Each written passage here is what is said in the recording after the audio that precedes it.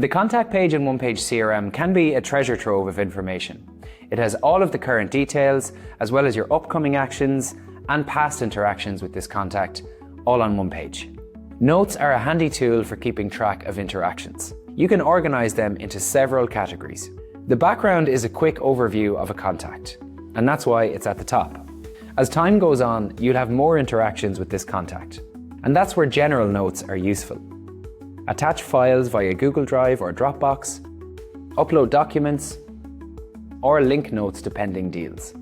You can also use notes to give team members a heads up if you'd like their opinion on something or just need to keep them in the loop. For meeting notes, besides general details, you can add the time and place of the meeting. And similar to meetings, call notes already have the date and time, but the outcomes are customizable. Differentiate between check-ins, introductory calls, or free consultations.